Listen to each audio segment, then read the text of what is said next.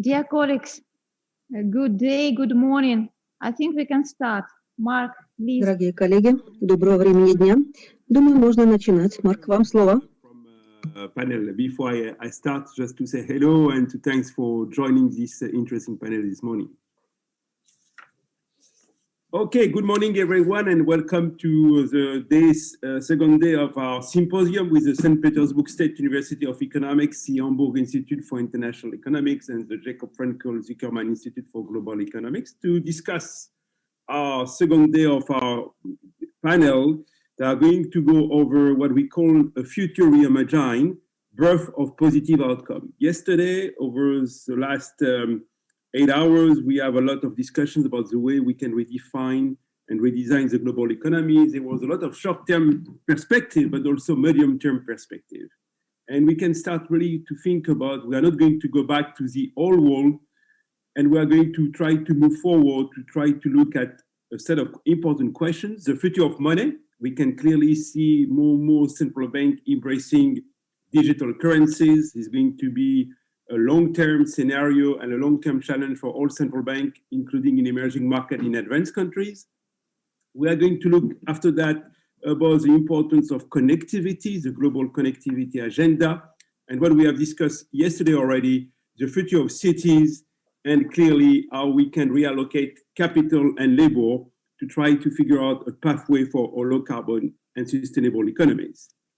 Without you, I'm very pleased and grateful for Ousmane Mendeng, who is a senior advisor at Accenture, who has been working for many years in the field of international finance at the IMF, at UBS, at Prudential. So I have a long career and I have a PhD from the London School of Economics to try to share with us the first session of this morning, central bank digital currency, the digitalization of money and its meaning for the international monetary system. We have an outstanding group of panelists that Ousmane will introduce shortly. I'll take this opportunity to thank all of you speakers for accepting our invitations and also for our audience for listening. Please take the opportunity also to ask questions to our speakers. Ousmane, thanks again for joining us this morning, and I give you the floor. Over to you. Thank you very much, Mark, and many thanks for the invitation and the opportunity to speak to you today and to chair this exciting panel. What I'd like to do is offer a brief introduction to the topic, and then I will introduce the speakers, and then the speakers will have 7 to 8, 9 minutes for prepared remarks, and then hopefully we can have a moderated discussion amongst ourselves and also taking questions from the audience. Is it possible for me to share my screen to start off? Yes, fantastic.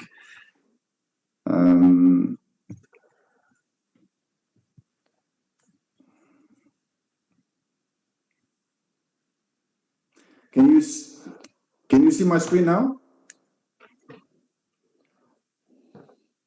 Yes. Okay, very good.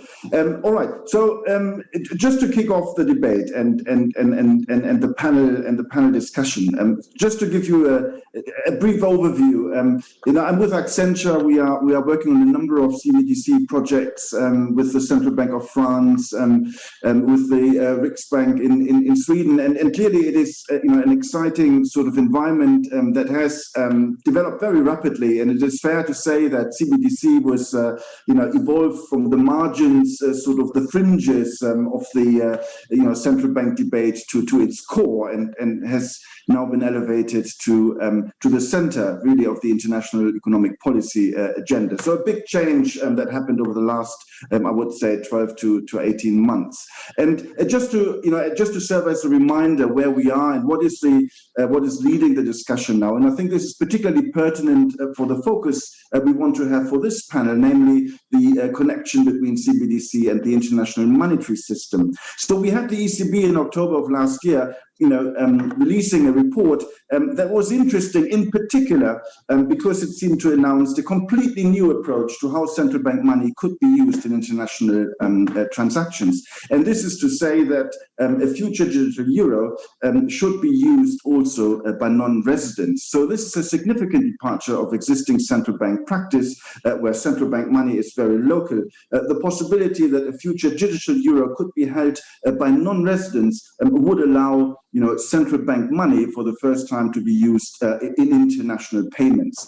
So that is a significant shift. And I think it's also in recognition that something quite meaningful would have to change if we really wanted to tackle in earnest the persistent deficiencies in international payments. And this then should also give rise to a greater internationalization of the euro, which, as you know, the international monetary system, is suffering from the fact that it is using only a very narrow set of national currencies. The possibility to make the euro more broadly available could change that and make the euro a more prominent currency in international payments. So that is certainly one important sort of impulse that the ECB has been given to the debate. And then there's the G20 that has recognized that CBDC could play a key role to advance and improve international payments. So as part of the Italian presidency, this will now be, or is now being debated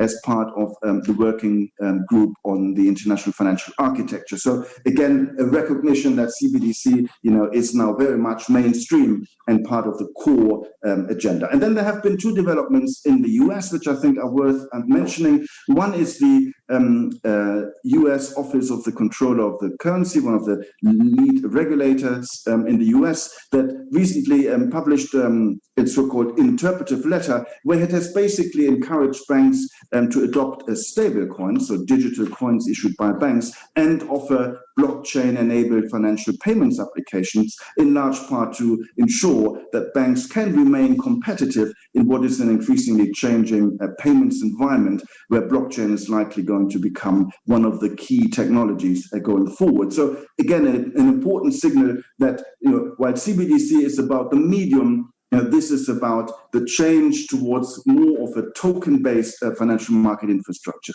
And then there is the filing by the SEC against Ripple. And this is just to serve as a reminder that the regulatory framework is still not quite clear. That is still seen, certainly in many countries, as an obstacle as to why we have not seen more token-based, financial applications. And then the Swiss Blockchain Act. Switzerland is one of the leading countries when it comes to all things digital, and a new law came into effect now on the 1st of February, which basically gives new certainty when it comes to the use of digital currencies, the use of digital exchanges, and tokenizations more generally. So a lot going on, and I think a lot that is highly supportive of moving further towards token-based payment media. Now, just a quick reminder: why the international monetary system, and why is this debate so important? And I mentioned earlier about the ECB and a digital euro. Just a quick reminder: the international monetary system doesn't work as it is intended to work. And in large part, this is reflected in persistent large external imbalances. And you see here on the chart, if you look at the average number of current account surplus countries, which is oscillating between 5 and 15% of GDP, and then there is the average amount of deficit countries, again a number of between 5 and 10% of GDP. Clearly these persistent large imbalances is a problem, and the system doesn't manage to adjust orderly. And this gives rise repeatedly to large exchange rate volatility, which you can see here, in the US dollar. And that is, the problem we want to tackle. How can we make the system adjust more smoothly? How can we avoid these large exchange rate volatility, which eventually, harm financial international integration? And so just a quick reminder, where's the debate now? In many projects I work on, what is the discussion we are now leading around CBDC? And certainly, it is to be seen in connection to access. Should central bank money access become available more broadly? It's clearly a key debate, and I think CBDC is only interesting if it is seen with a revision of access policy, something that the ECB already, hinted to. Then it is about control. If CBDC is to be made available more broadly, how should central banks control what is their currency, and quite possibly, of course, in a foreign jurisdiction? And we have to rethink, the prudential and jurisdictional boundaries that are likely to govern CBDC use. Then there's the consistent fear of disintermediation. Could a CBDC lead to, to the public to basically forego their bank deposits, as CBDC is crowding out, bank deposits, and therefore is reducing the bank's funding base, and could impair banks' ability to conduct asset operations, extending loans, etc. Clearly, an issue. Then there's the integration. Any blockchain-enabled payments applications, be it CBDC or other, would have to be compatible, with the existing, core banking and payment system. Certainly something that can be achieved. Then there's the interoperability. There will be a multitude of blockchains on which CBDC will be issued. How will these blockchains communicate with one another? There are two possible approaches. One is the migration of users and assets across network, or the other is the migration of control. If we can equip central banks with sufficient controls, even on foreign networks, then they may be content in offering their medium to foreign networks, for example. The legal debate, I hinted at it earlier. It's a lot of, it's not only about legal certainty when it comes to digital assets and CBDC, but it's also how do you redraw the prudential and jurisdictional boundaries, when a medium becomes more widely available. And then there's still the debate about the medium itself. CBDC, we see the innovation exclusively in the fact that it is about the adoption of a token-based medium. So, there is a debate, should it be account-based, should it be token-based? An account-based CBDC would simply be an extension of existing large value payment systems. We see very little innovation there. The new thing, really, the new functionality is the adoption of tokens and the native capabilities that make tokens so much more powerful than many of the account-based applications. So key use cases, and I conclude with that, is where central bank money, of course, plays a key role. There's no financial market where central bank money is more important than the foreign exchange market, which, as you know, is the largest market by far. And adoption of CBDC here could lead to a significant change in the institutional arrangement of payments. CBDC is likely to play the biggest role in cross-border payments more generally. For the general public use, CBDC could be interesting, but it's very use case specific. I think, typically, certainly in advanced countries, there's a large array of digital payment medium. It's not quite clear why CBDC, would be needed. But there are good use cases, but most of the advantages will probably accrue to the central bank, not to the user. And then there are the fiscal operations you've seen, in particular in the US, debate about CBDC and benefit distribution. I think that is an interesting area where CBDC is offering a new infrastructure that could also be used for fiscal operations, by basically leveraging on the fact that CBDC would allow far more direct payments relationship, which could include between the treasury, and end user. So I leave it there, and hopefully that has given you just a few ideas about where we are likely where the debate is at the moment. So we have a fantastic panel. And to debate this, we have, in the order in which they should make their remarks, we have Elena Sidorenko, who is a member of the Russian Parliament, of the State Duma, and the head of the working group on estimated risk of cryptocurrency turnover. She's also a professor at Moscow State Institute of International Relations. And then we have Binur Zalinov, who is the technology advisor to the governor of the National Bank of Kazakhstan, and who is also leading work there on CBDC for the NBK. Then we have Chuanwai Zhu, who is chief economist at Wangqing Blockchain, that includes Wangqing Labs, a non-profit research institution focusing on blockchain technology. And then we have Mikhail Kazin, who is president of the Economic Research Fund and also co-author of the book Decline of the Dollar Empire and the End of Pax Americana. So a title very fitting to the discussion we have here today. So let us kick off. Elena, the floor is yours. Please start. Good morning, good day, everyone. It's a big honor for me to be here and to have an opportunity to present my own opinion about digital currency. But if you don't mind, I will start in Russian because it will be much easier for me to understand what I mean in some of aspects of cryptocurrency. Уважаемые коллеги, спасибо за то, что... Thank you very much for raising this most interesting and important topic that is the CBDC, Central Bank Digital Currency. It's very topical for Russia since the central bank has started a public discussion on what the digital currency of central banks of Russia should be like. And this caused a lot of havoc among the experts. Yet in November of the year 2020, the central bank has issued a special review dedicated to cryptocurrencies and mentioned four possible options of the development of digital currencies of central banks. Number one says that the currency shall be issued by the central bank itself and the central bank shall operate it. The second system provides that the currency shall be issued again by the central bank, but all the payments and calculations, if the option number one was the central bank itself, here mediators are possible in the second model. Third model provides the following: that the central bank shall open the customers' wallets and operate them, while the banks shall be the mediators between the customers. They will open the wallets and make payments. And the last option is that the central bank opens and operates the wallets. It will be the financial mediator as well. And they will transfer to the payment system with the customers directly.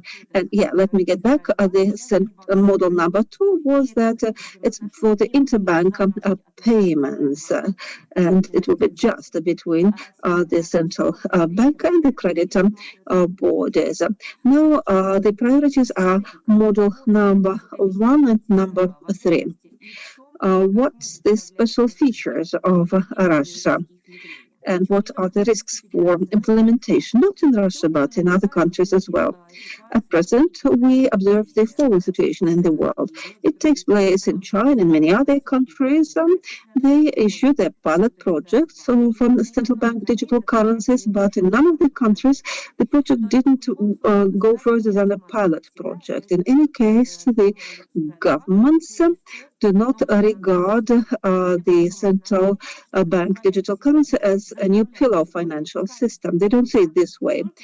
And thus, we need to review the infrastructure of financial institutes and all the two-level model of financial payments with cash. That's the obligation of the central bank to the users. And there's the non-cash payments, where the obligations are carried out within the credit organizations, within the users. At present, the central currency of central banks makes us review this system. The point is whether the countries are ready to this modification situation, both mentally and regarding the infrastructure. At present, the priority model for the Russian Federation Central Bank is as follows. The digital currency should be the relations digital, between the like digital cash. and companies and central banks will be directly organized outside the credit organization. So here is a question. We wonder if these organizations are willing and ready to change their functionality.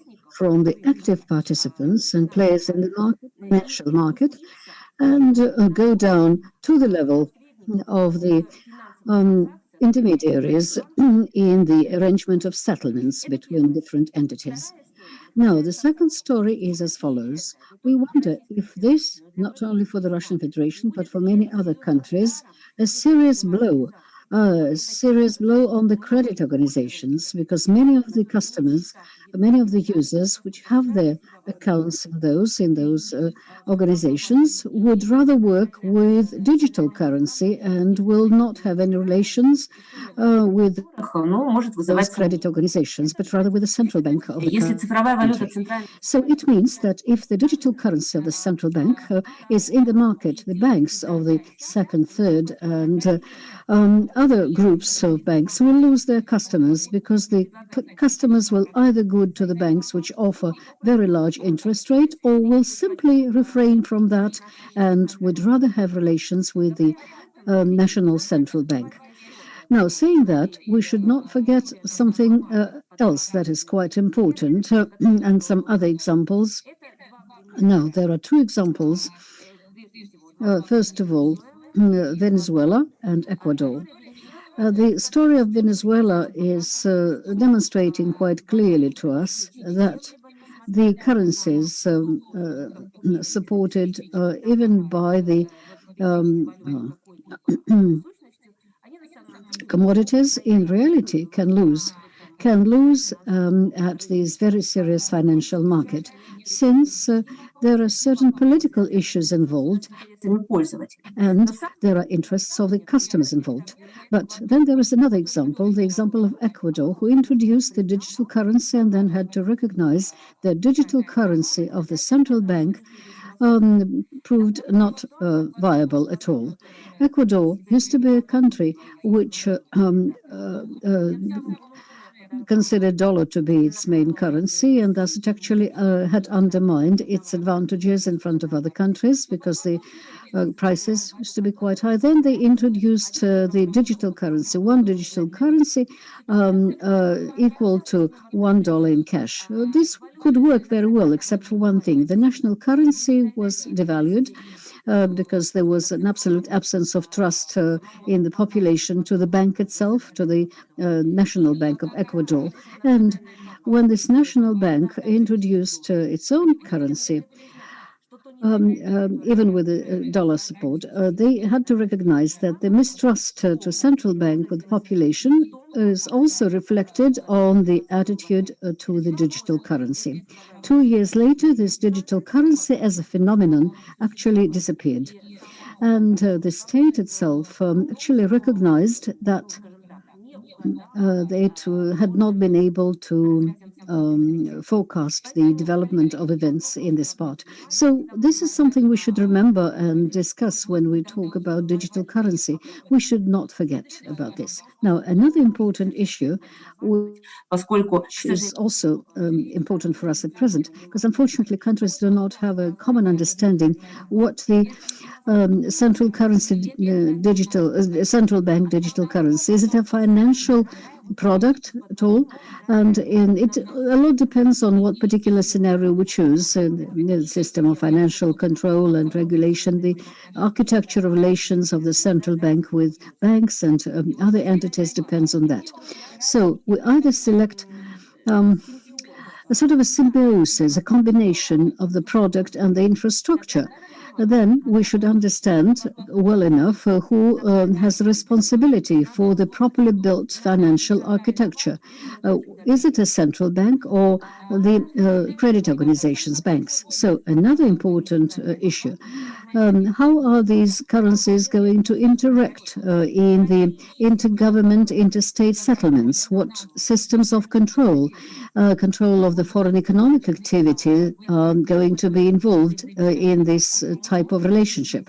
Because here we unexpectedly actually reject the well-known relations between the credit organizations, between the banks and their liabilities, and in the system of settlements, we move to the higher level of relations between the central banks. The central banks, which of course have a lot of financial resources, but along with that, they do not have the necessary experience for other types of economic activity.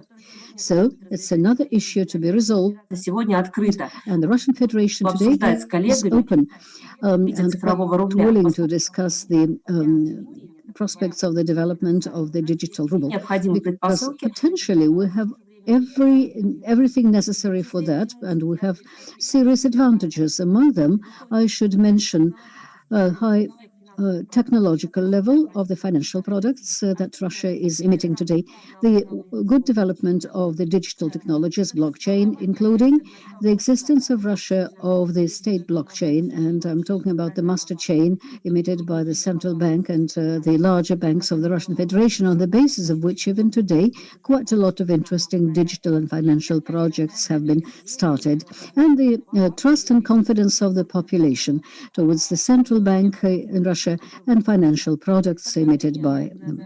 The pandemic played a positive role for us in this sense for the digital currency introduction, because the system, the practice of non-cash payments has expanded in Russia from about 40-45% to 70-75%.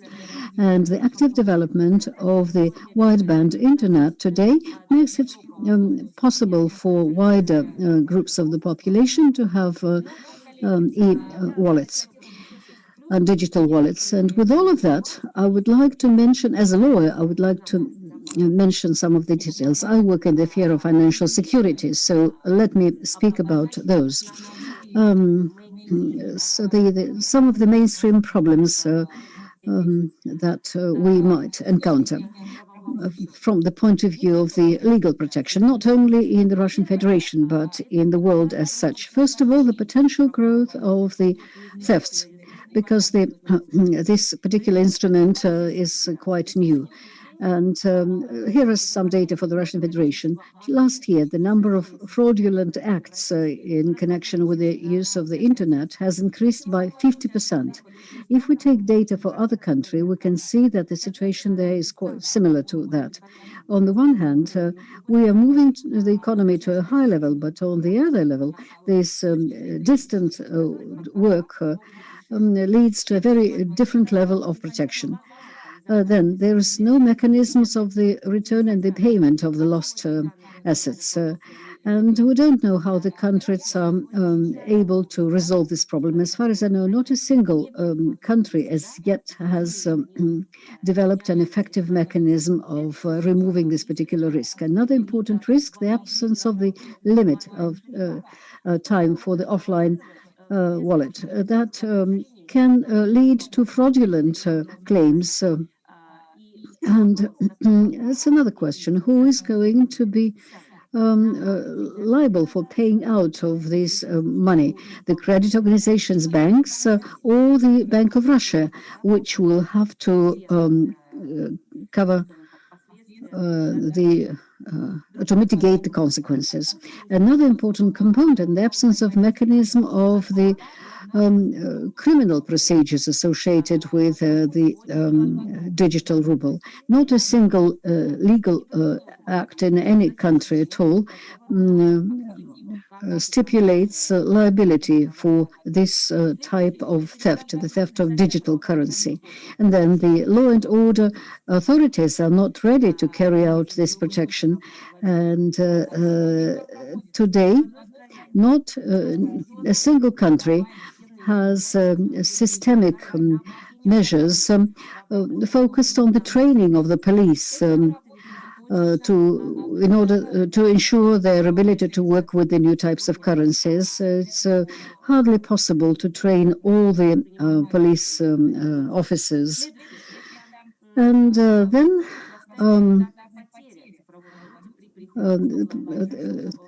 with the online and offline settlements might lead to some losses, and technologically it's unfortunately has not been resolved yet.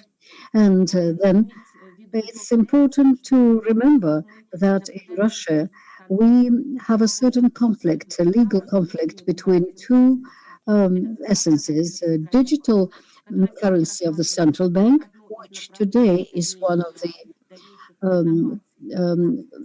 aspects of the innovations in the Russian Federation, and then digital currency as cryptocurrency, which within the framework of the law nowadays is heavily restricted in circulation, and the companies, the legal entities, according to the respective law, are not allowed to accept cryptocurrency as a payment for certain services and commodities. Although cryptocurrency, according to law, should also be taxed, and a tax on income is levied. So as soon as we have a proper order of things in this field, as soon as we have some common denominator, and as soon as we settle the problems of financial security, we'll be feeling much more comfortable in the field. Thank you. Thank you very much, Elena. You mentioned a lot of interesting of these aspects, the intermediation, how would you set up the distribution circulation of CBDC? This is all work in progress. There's no doubt about it. The offline capability is something we work on with the Swedish central bank as well. How do you, offline, indeed, there cannot be 100% sort of certainty when it comes to double spending in an offline transaction. So a lot of, things that remain open and need to be addressed. Let's move on. Again, 7 to 10 minutes would be great for prep remarks. Bina, the floor is yours, please. Hi, Osman. Thank you. Thank you for calling me. Nice to see all of you, dear colleagues, today. So let me also switch to Russian, as I guess the core audience is Russian-speaking mostly. Добрый день, уважаемые коллеги. Действительно, мы в Национальном банке Казахстана, цифровая валюта Центрального банка, National Bank of Kazakhstan, that the digital currency of the central bank can be an instrument for the reinventing of the monetary relations. The role of the central bank basically has been supplemented in connection with the transformation of the user custom all over the world. Digitization and digital instruments in the past used to be a form of support of the main business of the central bank. Nowadays, it is a separate field of activity within the framework of which the financial institutes could create and can create services useful for the population.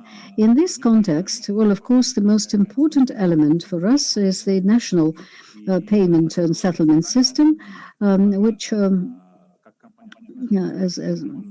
and we, of course, believe that it can be a serious driver for the adaptation of the financial market to the industry changes in general. We understand quite well, of course, that at present, quite a lot of issues are not yet covered yet, are not properly studied yet, starting with definitions and up to different collisions, which other speakers have already mentioned. But in our understanding, indeed, the main success factor after the introduction of the central bank digital currency is the new system, because without the ecosystem,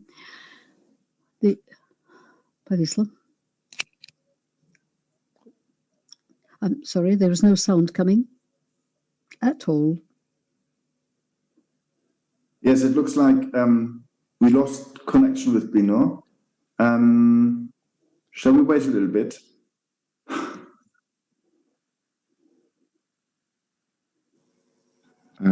И убедились в опасностях цифровых валют.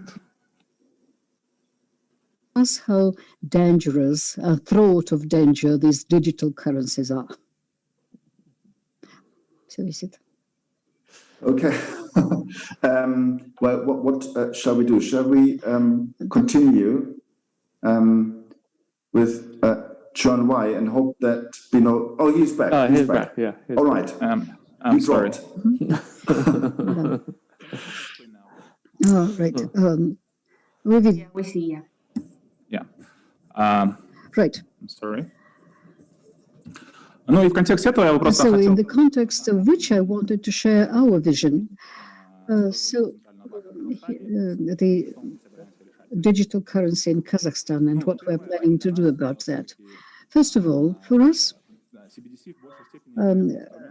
it's an instrument for the adaptation of the payment infrastructure to the changes in the market. Of course, there is a convergence of the industries, financial institutes, financial organizations under the risk of attack from bigger players, and of course the financial system to make sure that it is stable. There must be an infrastructure within the financial structures which enables them to create new services.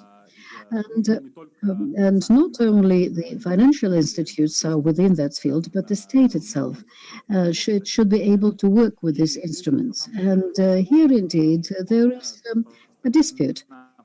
The paradigm of the digital currency, is it a way to protect the monopoly that belongs to the state? Or, well, in my understanding, it's rather the situation, the following situation: the liabilities of the central bank, the responsibilities to create safe and secure structures so that the services for the population are cheaper, reliable, and more secure. In this sense, the major principles of the creation of the digital currency in Kazakhstan are as follows. First of all, it should tackle specific problems, the efficiency of national payment system and settlement system. It is not going to replace the existing system of payments and settlements, and it's just called up to diversify the system. And then, of course, it should facilitate adaptation. And, well, of course, as all the other colleagues from other central banks, we believe that the step-by-step approach is the best one, because it's you can't say that. It's difficult to say, really, that digital currency is going to resolve all the problems. We are planning to publish a report on the digital currencies with the discussions and with the possible outcomes. And the pilot projects are also being discussed within the document. And talking about the infrastructure, no, I think most of the participants are familiar with the report that prepared by the Bank of International Settlements in contact with central banks. On the basis of that, we have also formulated the requirements to the infrastructure of currency in Russia, digital currency in Russia. It must be convertible, convenient, available, and accessible, legally defined and standardized, so that there is an interoperability factor present there. And the factor of success, as we believe, is the ecosystem and the network effects. If there is a good infrastructure and the market does not accept it, believes that it is not useful, then it's just going to be a legacy for the infrastructure. And so for us, it is going to be a key aspect of work. And we believe that there is a great potential from the development of these scenarios, settlements, B2B and C2C, and so on. And so we believe that there, in that field, the effect is going to be quite obvious, starting from smart contracts, transparency aspects, and many aspects included and involved. And as for the conceptual architecture, we can see here several scenarios, and in any case, we can see that the market itself can play a significant role in this field. As we see it at present, most of the services, settlement services, starting with wallets and up to the account management, offline payment, all this should be organized and carried out by the providers. And on our side, there's just the system of settlement. So no, as for how to introduce that, no, of course, when we talk about these lines, these dotted lines, there is a lot of approaches to that, and we're analyzing all of these, and in our report, we will definitely cover them. Now, and so concluding, in the National Bank of Kazakhstan, we believe that digital currency can be an instrument that will help the national settlement system to be more effective and efficient. With all of that, we can see there are considerable risks if we do not give enough thought to the implementation and introduction, and we will work step by step, and we'll be happy to get involved into the international dialogue covering these matters. Thank you. Thank you very much, Thank you very much, Benoit. Very interesting. Kazakhstan is one of the key central banks where the development of CBDC is being accelerated, and I think that is very good news. And at the same time, I think you do serve. You reminded us that obviously building the ecosystem around the infrastructure will be key, and this is why integration. I think the coexistence of legacy and new infrastructure will prevail for decades, of course, and this is why it's important we think of integration, rather than substituting, existing infrastructures going forward. And very interesting as well what you mentioned in terms of settlement, where CBDC can serve as a clearing and settlement layer. For example, for a card network or others, that is also an interesting perspective that I think we should pursue much more vigorously. Thank you very much. So let's move on to Juan Wai, please. Hi. Good morning and good afternoon and good evening, and thanks for inviting. And so I want to share my slides. So can you see my slides? Yeah. Hello? Yeah. Yes, we can. So, okay, yeah. So today I will talk about the eCNY and the payment modernization in China. And eCNY is the Chinese digital fiat currency. So CNY just stands for Chinese yuan. I know after there's lots of discussion about central bank digital currency or digital fiat currency around the world. And most of them want to serve some goals of payment modernizations. So this chart, I just listed the goal and for the eCNY. First, it wants to meet the requirement of digital currency, digital economy, especially touchless payment. Second, to provide a safe and cheap payment tool when cash usage declines. Third, to facilitate competitions in retail payment market. Fourth, to promote financial inclusion. Fifth, to protect user privacy. Last but not least, to enforce anti-money laundering and combating the financing of terrorism and anti-tax evasions. So I know many countries have different goals for their digital currencies. For example, some countries may want to upgrade the wholesale payment systems or the real-time gross settlement systems. Some country wants to provide fast payment service for retail users. And also some countries wants to use CBDCs to increase the efficiency of cross-border payment. But however, these three are not the priorities in China. So this chart shows the eCNY in the spectrum of digital currencies. And as we know, so there are two major types of digital currencies. The first, of course, stable coins. And within the stable coins, the Libra is the most important one. The second type is the CBDC. And within this type, there are the wholesale type and the retail ones. And if you look at the the CBDC and tested by Singapore, Hong Kong, and Canada, they belongs to the wholesale type. And the eCNY is very close to the retail CBDC, but it's not exactly a CBDC. And I will explain later. So this slide shows the key features of eCNY. It belongs to M0. That means eCNY is a digital form of cash and is not interest bearing.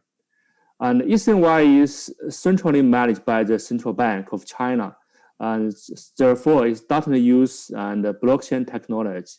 But however, if you look at the eCNY, is loosely linked with bank account. That means it's closer to token-based rather than account-based. So how can we understand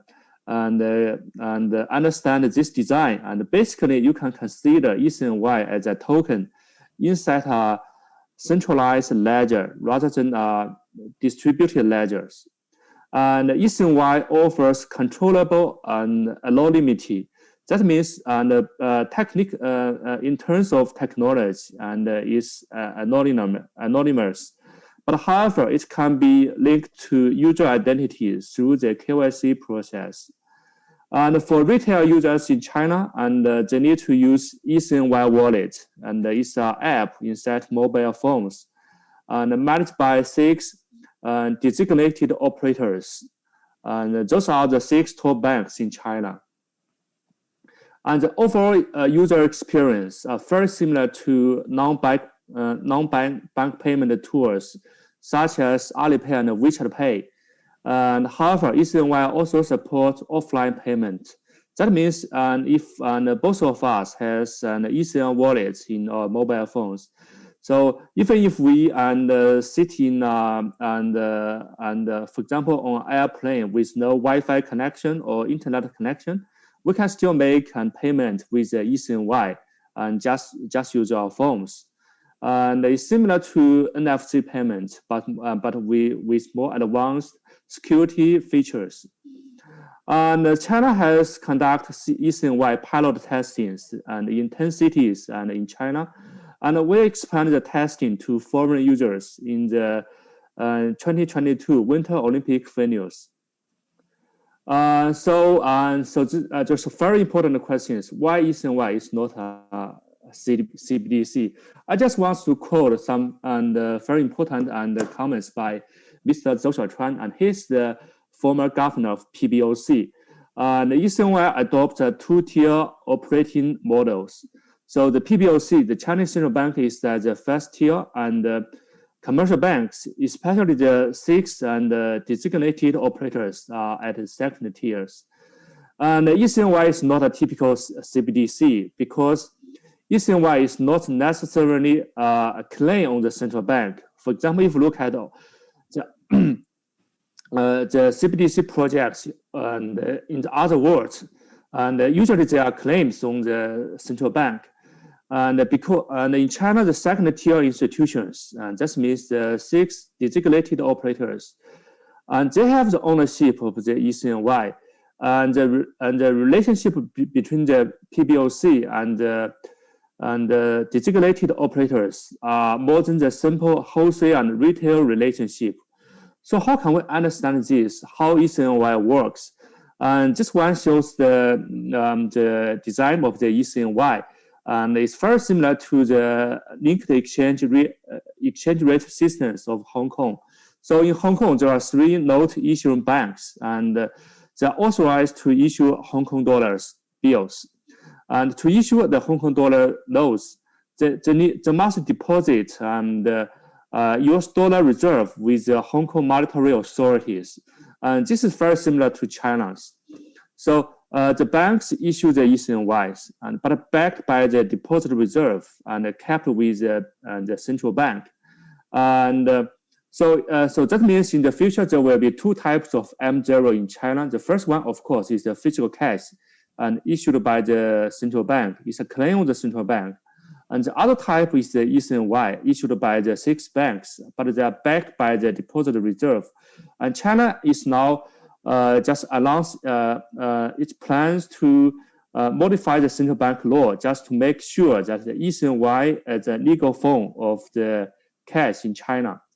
And so in this design, and the 6 designated operators process all the retail payment, and they conduct KYC and for the retail users. And the PBOC, the central bank, process wholesale payment. And overall speaking, and the eCNY will have neutral impacts on monetary supply and inflations. And what's the user experience for eCNY? And actually, these are the snapshot of my eCNY wallet, and it's offered by one of the 6 banks. And I can use eCNY to make payments, and to use eCNY to receive payment. And you can use the QR code for the payment. And I can use the eCNY and on the e-commerce and platforms. And it's very similar to use the Alipay and WeChat Pay and a credit card. And so finally, I want to talk about the eCNY cross-border movement. And because foreign users only need a wallet to own and use eCNY, and it would be much easier for them to open eCNY wallet, to open a Chinese bank account, either onshore and offshore. So so in terms of technology, there are no difference between eCNY wallets held by domestic and foreign users. And every two eCNY wallets can trade with each other in a peer-to-peer approach. There's no intermediation of banks. And there exists no difference among offshore, onshore, cross-border, and offshore eCNY transactions. But we need to, and the central bank will introduce a procedure and a requirement for foreign user to open eCNY wallet. And also China will work with other countries to respect their monetary sovereignty if the foreign users have very high requirements for the eCNY.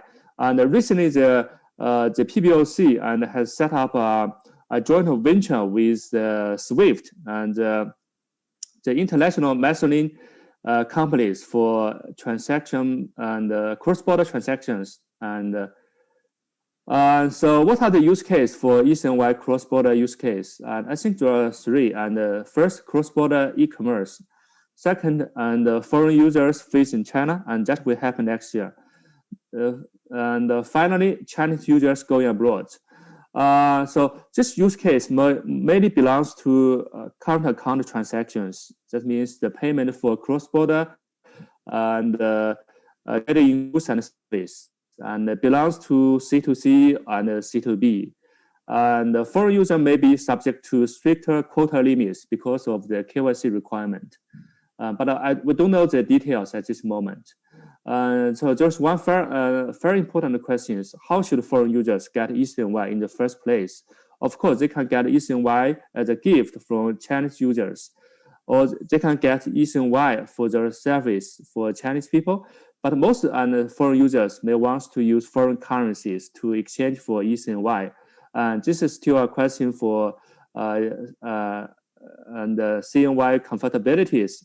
And however, we also need to see that there are some limitations due to the eCNY as M0. And thank you. Yeah. Yeah.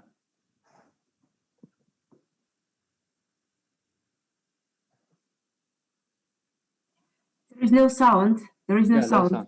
Yeah. So apologies. Thank you very much, Onwai. We know very little about the e-CNY, so it's great, that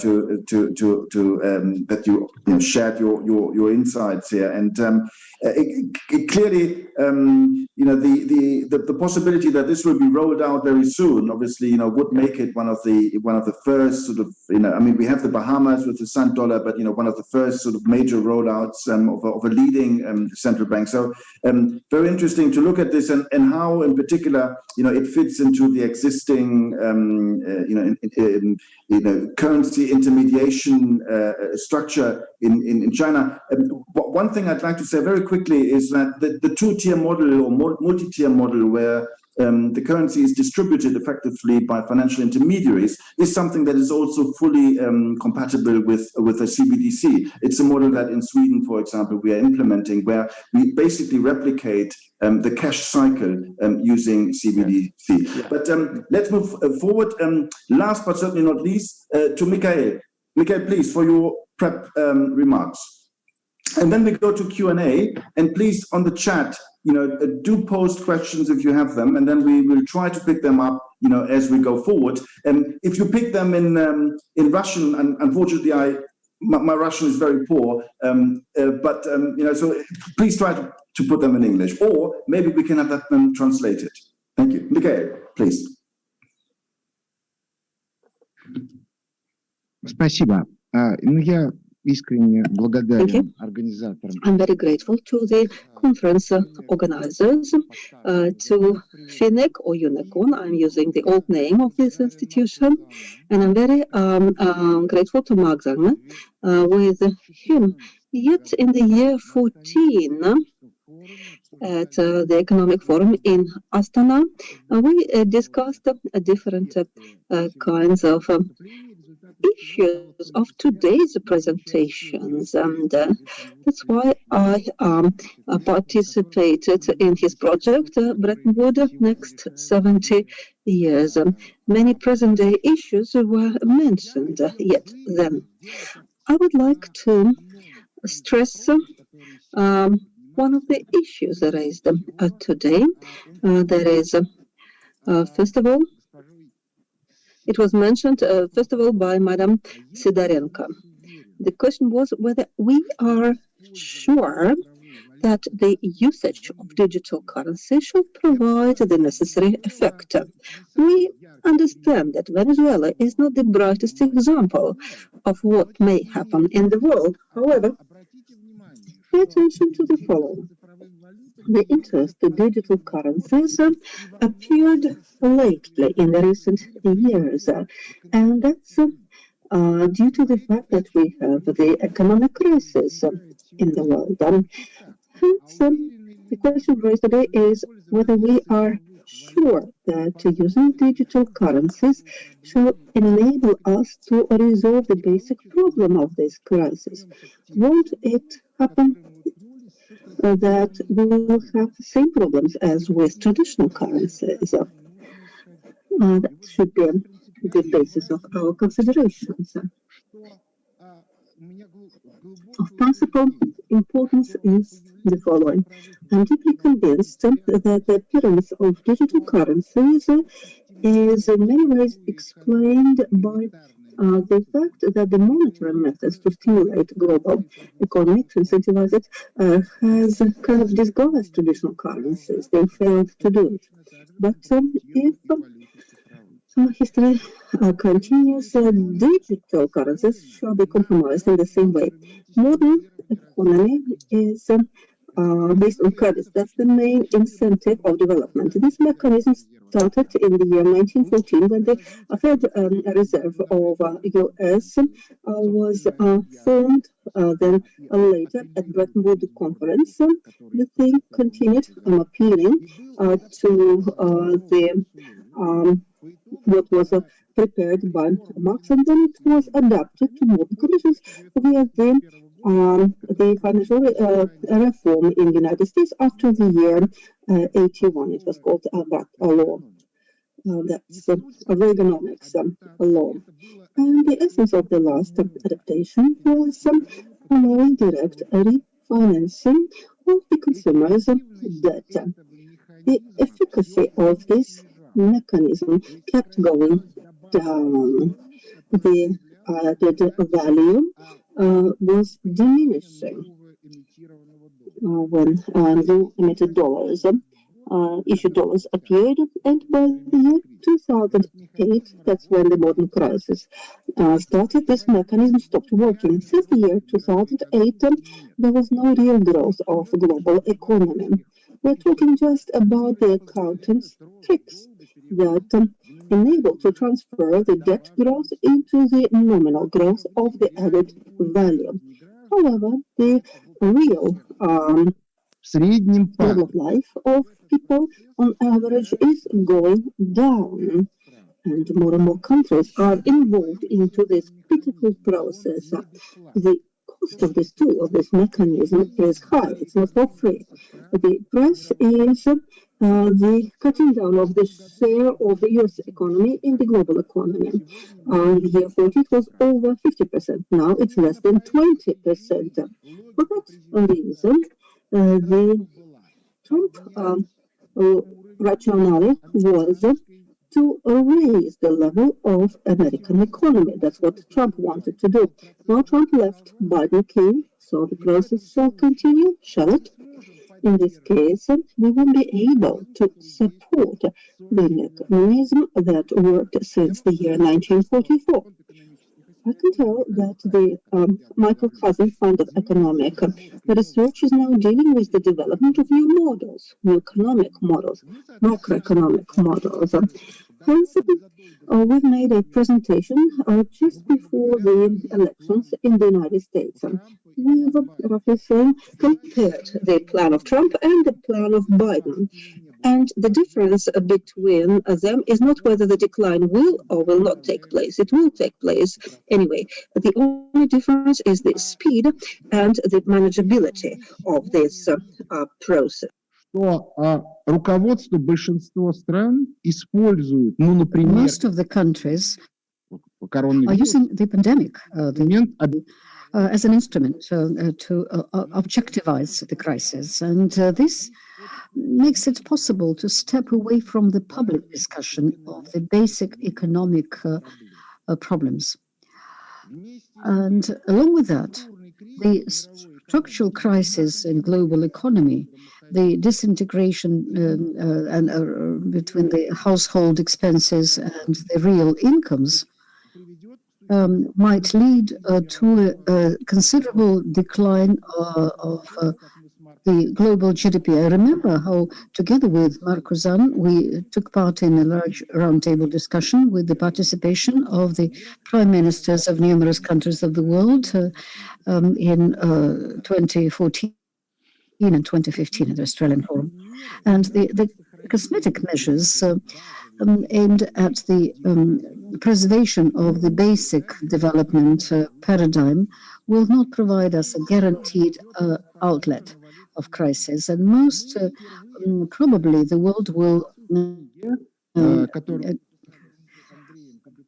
actually disintegrate into the currency zones. We discussed that, the Pax Americana, which was published in the year 2003. So last year, this topic of the disintegration of the global currency system was actually voiced by the leaders of the monetary IMF. But the key issue here is still different. It's the creation of the new development model, within which there will be an alternative mechanism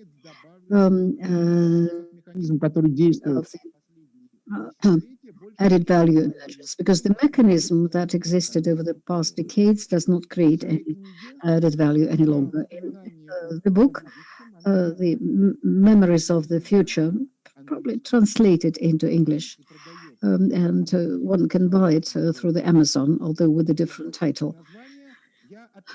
I describe in the last shape of the possible options. I'm not going to discuss them today because this is not the topic of our discourse today. But if we go back to the issue mentioned earlier, where is the guarantee at all that the digital currency, the mechanism of digital currency, might lead to the added value creation? I think this is not going to happen. Indeed, the digital currency will help to resolve certain issues. In the 1990s, when I worked in the government of the Russian Federation, I was responsible secretary of the government commission for dealing with the unaccounted for cash circulation. So actually, it is the goal that is set nowadays when the crypto digital currency is being introduced. We used to say that this particular issue, tax sedation, the circulation of too much cash, does not, the combating of that does not create the problem of the new added value creation. And so it is important to discuss this issue, as I believe, not only in the context of the convenience of the digital values, but also asking this question, the question about the effect and the efficiency which make their use feasible. Thank you.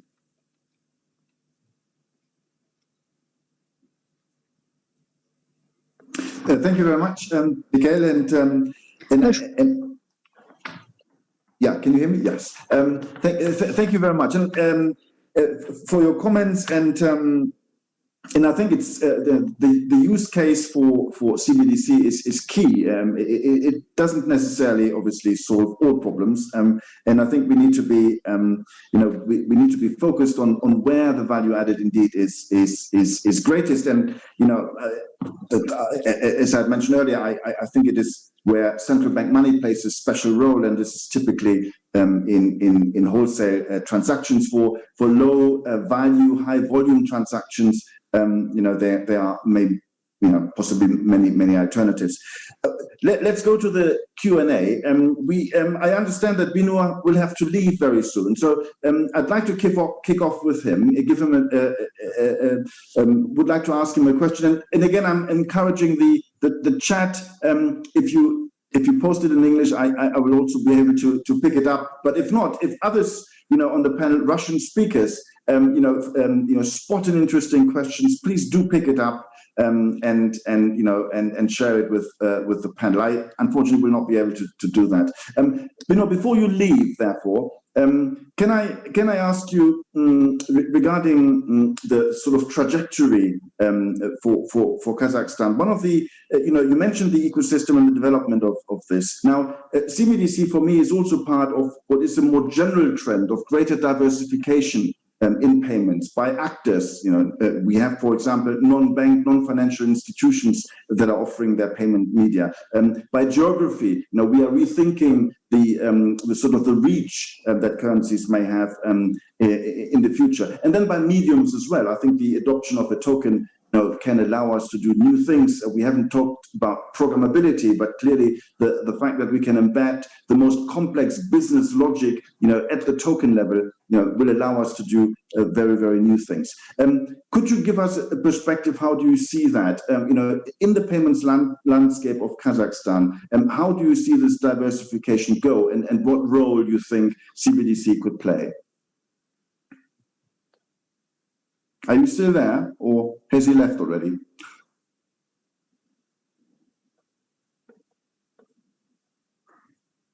Okay. So he left. Yes? Yeah, he seems to have left. Okay, pity. All right. Look, look, if a question then, for the panel as a whole, CBDC is an extension of money functionalities, and hence, the interest in the token as a new medium, because, the native capabilities of tokens can do things current monies cannot do, and I think this is where the interest is. But if I, Elena, then I start with you. If you think about Russia, Russia, in a local context, but also in a broader context, think about, Central Europe, for example, or, when it comes to, international finance. How do you see this diversification? And do you think that CBDC could play a special role because it can do things, the ruble today cannot do? Could you comment, please, on that? Thank you very much. I'd like to comment it, and we have some questions in our chat. Some of them were addressed to me, and if you don't mind, I will try to answer very shortly. Коллеги, в первую очередь, спасибо за вопрос. First of all, I would like to thank you for the questions. Indeed, I absolutely agree with Mikhail Hazin, who raised a key question. What for? Why are we doing that? Indeed. What do we see in the economic development now? Russia, as in 2016, and then I was directly involved in that. I remember that Russia declared that the blockchain technologies were being developed. Then we had a number of major events and programs. So we changed the negative attitude to cryptocurrencies, and this pushed forward the development of technologies. And we understand that the CBDC, from the point of view of the infrastructural component, is an ambitious project of the central bank, with the purpose of which is to take the place in the new financial infrastructure, to take this place and to demonstrate that the Russian Federation, with its financial, technological projects can compete in this market, in this field. And the situation is unique and quite proper for the trade. On the other hand, we as all the other countries, and I agree with Mikhail in that we must relate all this not only to ambitions and technological and consequences, but the economic consequences as well. We have a lot of questions from our participants who ask emotional questions, emotionally react to the fact that Russia is skeptical towards the CBDC. But this is not so. Today, the crypto economy, we can see, first of all, the quick approach to settlements. And we can see wonderful prospects from the point of view of financial security. But can we say that financial security in the context of specific transactions is equal to financial stability? Can we expect macroeconomic advantages here? Here I would agree with the previous speakers who do not see at present, at least at present, serious changes in this particular field. We are probably now at the stage of transition. And it's very important to pay attention to the infrastructure. For the Russian Federation, answering your question in a more specific way, for the Russian Federation at present, digital currency could be a unique step, a unique opportunity to declare what we can do. But further on, once we declare that, it is necessary to work on some specific issues. And here, apart from the payment of alimony and taxes, there are much more global issues. How can we overcome such issues as the food embargo, sanctions, relations with the United States and their economy? If this story at the international level can help and can lead to economic advantages, it's very good. But we can see what the situation is like in China. The digital yuan is being introduced there, and apart of the advantages, there are certain marketing problems, and the developers of this concept have not considered those. And we first of all take into consideration, need to take them, the customers and the consumers of that particular service. We're actually forcing this particular approach on them because the customer as such is not going to move towards the digital currency by himself. But this is fraught with different losses. No matter how well the digital yuan project develops, they are there in place. Thank you. Right. Thank you very much, Elena. And maybe, John, if you could... Hi. Yes, if you could comment maybe on Elena's point regarding China and how is it, being accepted or not accepted going forward, and if you could explore as well the international dimension of the eCNY. I have to admit, I always thought when it was announced that the main aim will be to pursue the internationalization of the renminbi, which been as successful, I think, as China has, wanted it to be. And I think for me, the e-CNY is about that actually, because domestically it's unlikely to make much of a difference, but it could make a big difference in international transactions. But if you could take up, pick up from what Elena said and comment in China's context, that would be great. Thank you. Okay. Yeah. Thank you. And so at this stage, and eCNY most focused on domestic and goals, and just for the payment modernization. Also, China already has leads the world in mobile payment service, and technically speaking, and eCNY can facilitate the internationalization of the Chinese yuan. But however, for the internationalization of Chinese yuan, and it's not just a technical issue, and it's more related to institutional arrangement, and especially the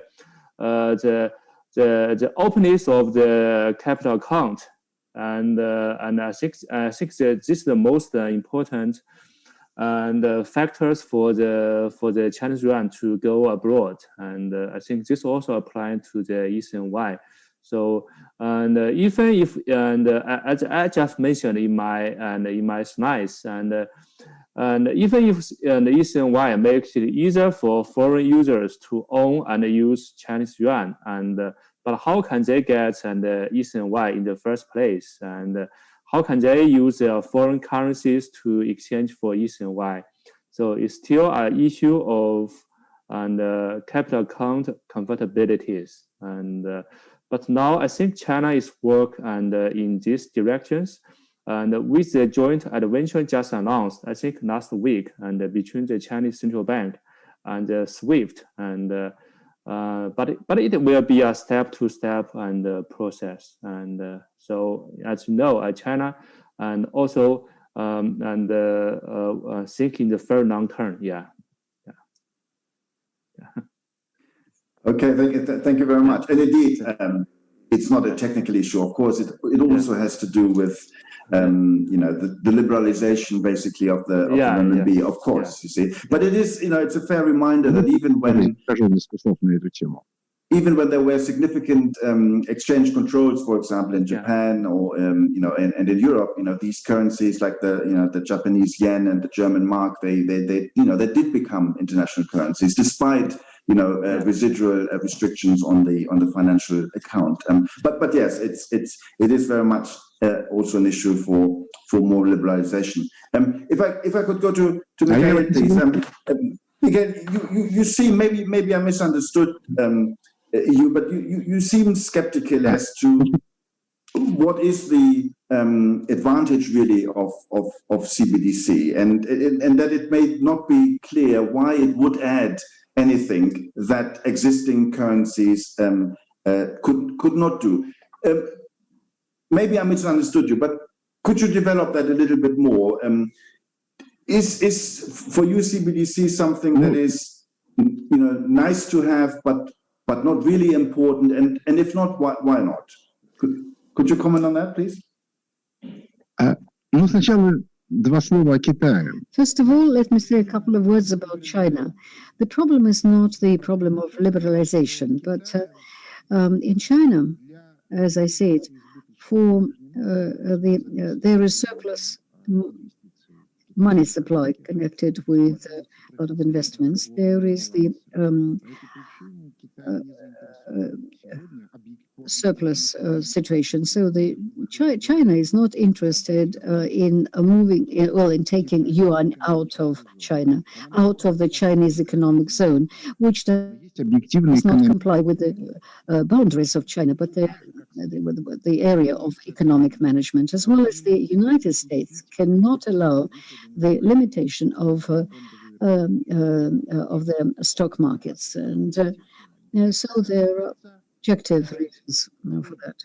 Now, as for the logic, I'm absolutely sure that the creation of an extra infrastructure of digital currencies in different variants by central banks and by the entities that are under the control of central bank, even by the independent structures, is good, is useful. But on the other hand, in my book, Memories of the Future, published 2 years ago, I explain how we can rebuild the investment mechanism using blockchain technologies that enable real economic growth. So this is something that is not just needed, but it is very much needed and needs to be developed. But the problem is that by themselves, digital currencies will not make it possible to resolve the basic economic problem, because it needs to be tackled separately. That is the important issue. I shouldn't mix them up. The development and the creation of technologies and technological environment, it's something very good and something very convenient, but by itself, it's not going to resolve the basic economic problem. That's my answer to the question. Mikhail, I'm going to follow up on the surplus. Indeed, China is running a current account surplus, although it has become fairly small. But even when Germany and Japan were running persistent surpluses, and the European Union does as well, the German mark, the Japanese yen, the euro became international currency. So this is not necessarily a reason why the internationalization of the renminbi could not be pursued. But then what do you think are these economic problems that need to be solved, and where blockchain could offer a good approach to do that? Could you develop that a little bit more? Because you see, the context I see is that for me, CBDC is very much a catalyst for developing this new payments infrastructure that is token based. So it's just one application, but a key application to lend legitimacy that token based financial market infrastructures are going to emerge.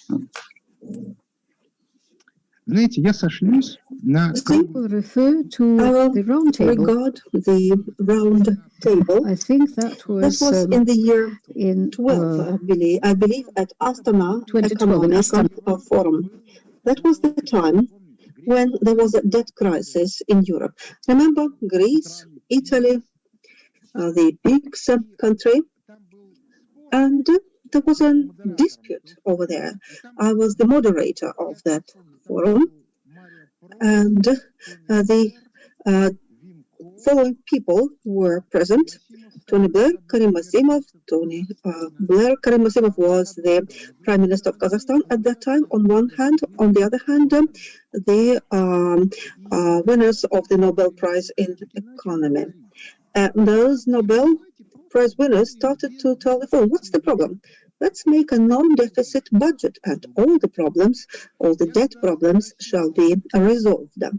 Then I asked Tony Blair, Mr. Blair, said I, all the people that are heads of states understand perfectly well that the budget deficit is necessary to support the population level of life, to finance the social programs. If we have a non-deficit budget, as Nobel Prize winners offer, what will happen in the countries? And hence all the heads of state said, no, that's impossible to have a non-deficit budget. That's the core of the problem of the modern economy. At present, neither the general public nor the corporate structures nor the governments are able to control the dollar emission, the issuing of dollars. Too many dollars are being printed nowadays, and the efficiency of using of dollars is too low. In theory, some say, let's get back to the gold standards. Gold is a good thing, of course, but going back into the 19th century or even to more ancient times like the ancient Rome, that's a bit funny. While the blockchain technologies shall enable to create a system of control of not only of issuing of dollars, that is probably necessary, but also the distribution of emission. It's public and economic efficiency. That's the mechanism that we should use. That's the way that we should take. Though I understand perfectly well that there'll be many people who will impede the introduction of such tools. Many people shall be against it.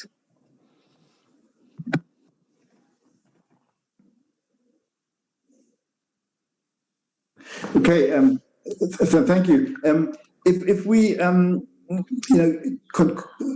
continue, let's say in the Russian context, and then I think maybe contrasting it with China. Elena, what do you think could be sort of next steps into developing, be it the financial market infrastructure for CBDC, or will it be the development of digital exchanges in order to encourage the emergence of digital assets? How do you see the trajectory going forward for Russia when it comes to creating an infrastructure around CBDC?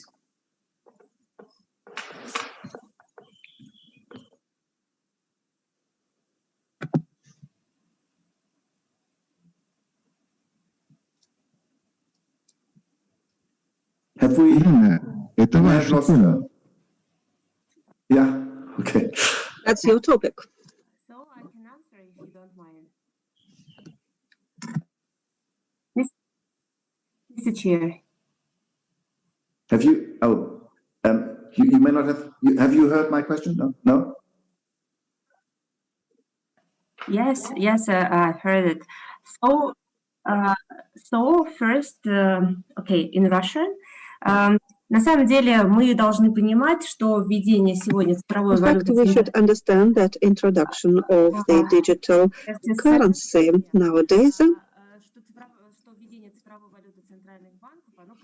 of central bank digital currencies shall lead to the forming of quite new infrastructure. And blockchain is not enough a decision. If we talk about Russian model, most preferable for Russia shall be the model including the following, so that the central bank currency shall be digitalized cash. In fact, there'll be relations between companies and citizens on one hand and the central bank on the other hand. So these will be the obligations of the central banks. And the banks shall have to do the technological support. In this regard, it's necessary to understand whether the credit organizations nowadays are interested to become technological hubs. That's part of their functions and part of their income, which is now in crediting, in getting money for placement of the money on the accounts. Now many people trust big credit organizations and invest their money, trying to preserve them.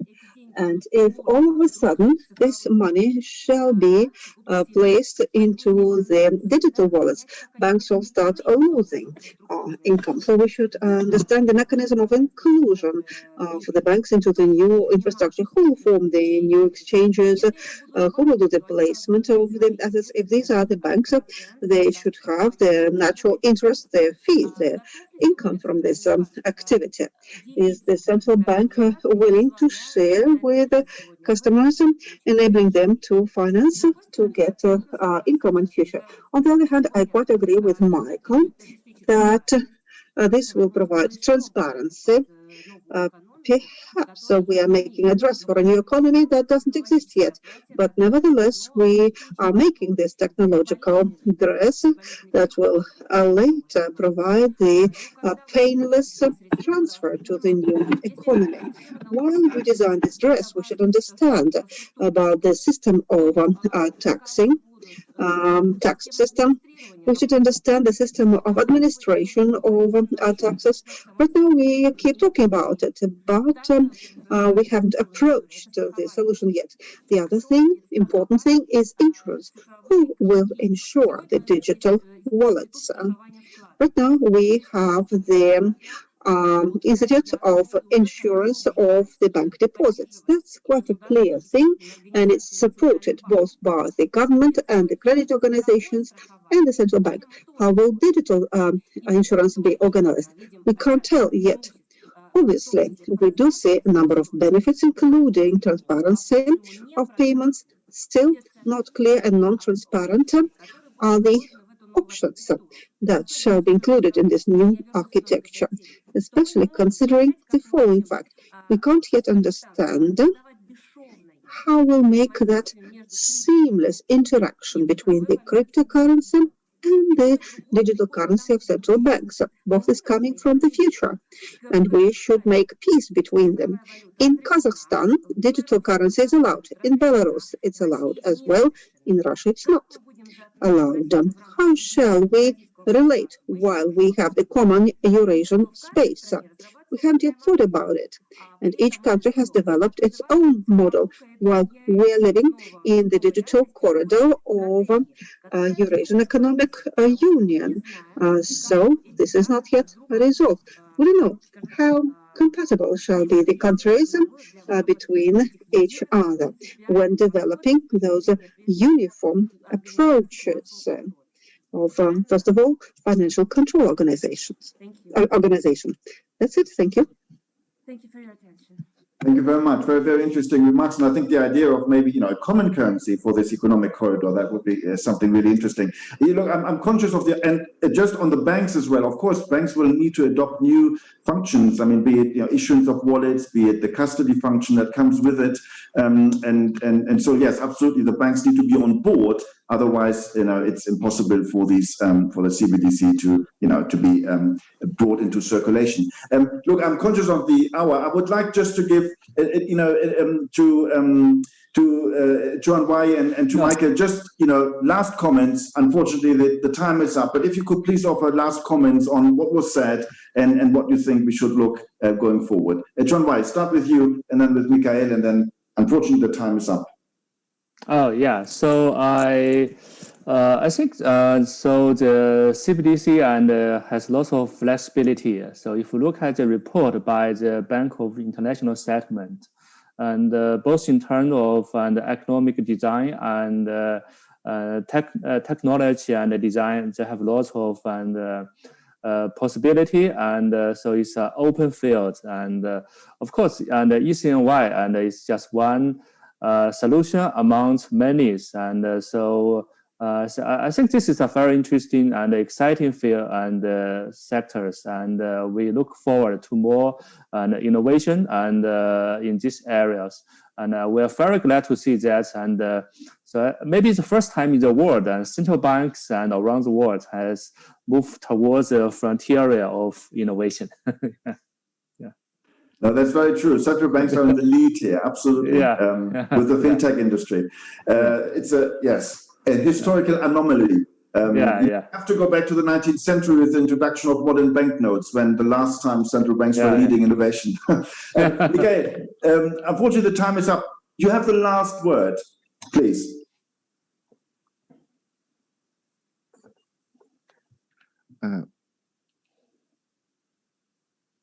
Спасибо. Я очень благодарен всем за... I'm very grateful to everybody for the discussion we've had, and I should tell you an important thing.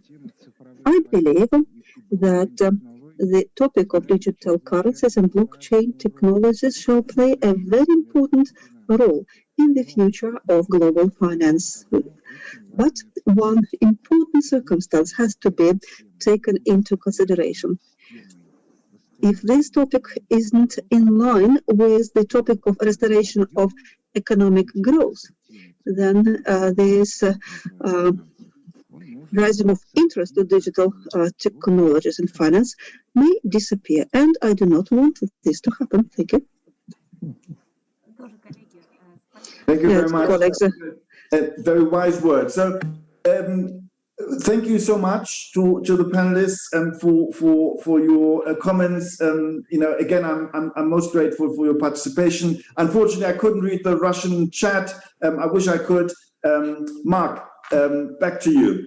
Thank you very much. Thank you, Sven, and thank you all of you panelists. Speakers. It was great sessions. I just wanted to mention to you for who you are interested, that we will in fact plan a conference with the G20 on this topic, particularly in May. So I will be happy to extend to all of you an invitation. It's going to be really a big priority for Italy during their G20 presidency.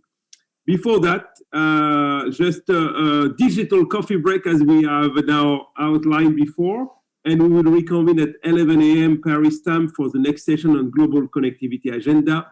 Again, thanks for all of you. Thank you, David, because I know you are far away in Boston, so very early for you. And I appreciate you again for your participation. Elena, Michael, nice to seeing you again, and looking forward to seeing you, all of you. And Usman, thanks, great for sharing that session. Thank you. Thank you. Bye-bye. Bye-bye. Have a good day. Have a good day. Yeah. Thank you. Bye-bye. Bye-bye.